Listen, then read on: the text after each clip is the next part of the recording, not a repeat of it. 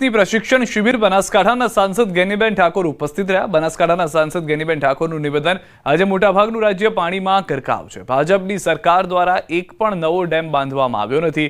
આજે નરસિંહ મહેતાની ભૂમિમાં આવીને ખૂબ ગૌરવ અનુભવું છું। આગામી ચૂંટણીમાં કોંગ્રેસ ખૂબ જ સારું પ્રદર્શન કરશે અને જીત મેળવશે। તમામ જિલ્લાના પ્રમુખોને આગેવાનો આજથી શિબિર શરૂ થઈ ચૂકી છે। ખૂબ જ ઉત્સાહ સાથે કોંગ્રેસના કાર્યકર્તાઓ ફરી લડવા માટે મક્કમ બન્યા છે। તો આ સાથે કોંગ્રેસે વર્ષ 2027ની ચૂંટણીનું બ્યુગલ ફૂક્યું છે।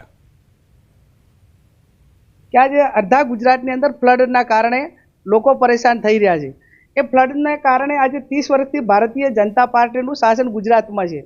જે કોંગ્રેસના સમયગાળામાં જે ડેમો બનાવ્યા એના પછી ગુજરાતની અંદર કોઈ જિલ્લામાં કે કોઈ ઝોનની અંદર કોઈ એવા મોટા જળાશય નથી બન્યા કે જેથી કરીને પાણીનો સ્ટોરેજ થાય। વારંવાર રજૂઆતો કરવા છતાં યોજનાઓ માત્ર કાગળ ઉપર ચલાવવાની, એમના મળતિયાઓને કઈ રીતે પૈસા મળે, બોરી બંધ હોય, તળાવો ઊંડા કરવાના હોય, મનરેગા હોય કે માત્ર કાગળ ઉપર લોકેશન ઉપર કોઈ જ કામ હોતું નથી ને એના કારણે ગુજરાતના લોકો હેરાન થાય છે। અમારા સંગઠનના મહાસચિવ વેણુગોપાલજી, પ્રદેશ પ્રભારી મુકુલ વાસનિકજીની હાજરીમાં અહીંથી શરૂઆત થઈ છે। 10 દિવસ સુધી કાર્યક્રમ ચાલવાનો છે। એમાં રાહુલ ગાંધીજી પણ આવશે, રાષ્ટ્રીય કક્ષાના બીજા નેતાઓ અને નિષ્ણાત લોકો પણ આવશે અને એક સંવાદ જિલ્લા કોંગ્રેસ સમિતિના પ્રમુખશ્રીઓ થશે।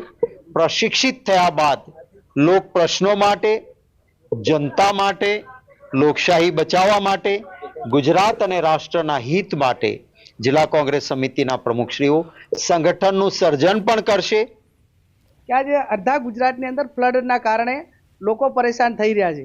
એ ફ્લડના કારણે આજે 30 વર્ષથી ભારતીય જનતા પાર્ટીનું શાસન ગુજરાતમાં છે।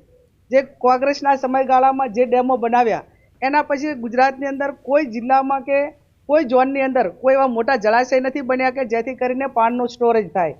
વારંવાર રજૂઆતો કરવા છતાં યોજનાઓ માત્ર કાગળ ઉપર ચલાવવાની, એમના મળતિયાઓને કઈ રીતે પૈસા મળે, બોરી બંધ હોય, તળાવો ઊંડા કરવાના હોય, મનરેગા હોય કે માત્ર કાગળ ઉપર લોકેશન ઉપર કોઈ જ કામ હોતું નથી ને એના કારણે ગુજરાતના લોકો હેરાન થાય છે।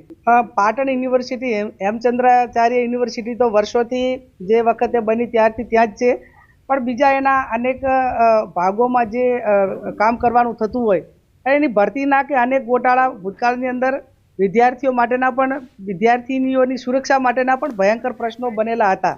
આ બાબતમાં કોંગ્રેસના ધારાસભ્ય ત્યાંના કિરીટભાઈ પટેલ અને કોંગ્રેસ પાર્ટી લડી રહી છે। જે હશે એ લોકોની શહેરમાં ખ્રિસ્તી ધર્મ પરિવર્તન કરવા મામલે આખરે પોલીસે ગુનો દાખલ કર્યો છે। હિન્દુ ધર્મ સેનાના કાર્યકર દ્વારા નડિયાદ પશ્ચિમ પોલીસ મથકે ફરિયાદ થઈ હતી।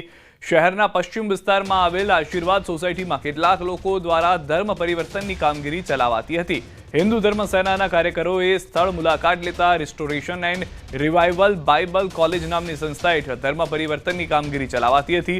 નડિયાદની આ સંસ્થામાં દાહોદ અને અન્ય જિલ્લાના આદિવાસી લોકોને લાવી ખ્રિસ્તી પ્રાર્થના અને બાઇબલનું જ્ઞાન આપવામાં આવતું હતું। હાલમાં નડિયાદ પશ્ચિમ પોલીસે ધર્મ સ્વતંત્ર અધિનિયમ હેઠળ 2 આરોપીઓના નામ જોગ ગુનો દાખલ કર્યો છે। આંગથી, આહવાથી, દાહોદથી આદિવાસી સમાજના મારા દીકરાઓને લાવીને અહીંયા એ એમના સંપ્રદાયની પૂજા પદ્ધતિ જે શીખવાડે છે તો એ ખોટું છે, એનો અમે વિરોધ કરીએ છીએ। એવું ના હોવું જોઈએ। એ જે લોકો છે, જે બાળકો જેમાં છે એ પોતાના ધર્મમાં રહેવા જોઈએ। એ પ્રકૃતિ પૂજક છે, બિરસા મુંડા ભગવાન એમના ભગવાન છે, અમે પણ માનીએ છીએ, બરાબર। અમે ધર્મ પરિવર્તન નહીં કરાવતા તો ફરી તમે આ કેમ કરો છો? તો મારું બસ સરકારને, તંત્રને એટલી વિનંતી છે કે આની ઊંડાઈ ભરી તપાસ કરે। સેમિનાર ચાલે છે, શેનો ચાલે? અમારે પ્રાર્થના સંઘ પ્રાર્થના સભા। તો આ લોકો બહારથી કેમ બોલાય? સ્થાનિક લોકો સેમિનાર બધાને ઓપન આમંત્રણ છે, જે બી આવી શકે છૂટી છે। અહીંના લોકલ કોણ છે?